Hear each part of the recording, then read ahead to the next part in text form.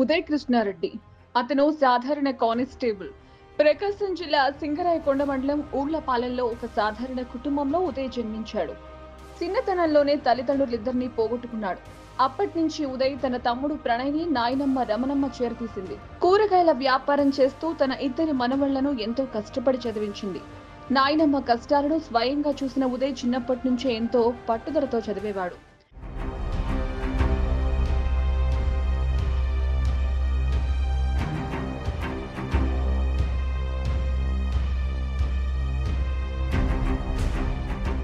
ఉదయ్ ప్రాథమిక విద్యాభ్యాసమంతా ప్రభుత్వ పాఠశాలలోనే జరిగింది.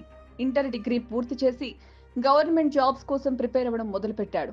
2013లో మొదటి ప్రయత్నంలోనే కానిస్టేబుల్ ఉద్యోగాన్ని సాధించాడు. ఆ ఉద్యోగం అతనికి సంతృప్తినివ్వకపోయినప్పటికీ కుటుంబ పరిస్థితి దృష్ట్యా 2019 వరకు అదే ఉద్యోగం చేశాడు. అయితే ఒక రోజు అందరూ చూస్తుండగా ఓ పోలీస్ ఉన్నతాధికారి తనని అవమానించడం ఉదయ్ తట్టుకోలేకపోయాడు. కొడితే కుంభస్థలాన్నే కొట్టాలని ఫిక్స్ అయి కానిస్టేబుల్ ఉద్యోగానికి రాజీనామా చేశాడు.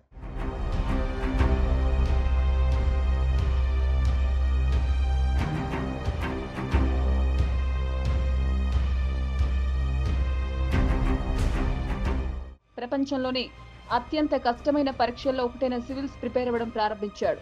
అలా వరుసగా 3 సార్లు విఫలమైనప్పటికీ పట్టుబదిలిన విక్రమార్కుల్లా 4గో ప్రయత్నంలో ఆల్ ఇండియా 780వ ర్యాంకు సాధించి IRS కు ఎంపికయ్యాడు. అంతటితో ఆగకుండా 5ఓసారి కూడా సివిల్స్ రాశాడు.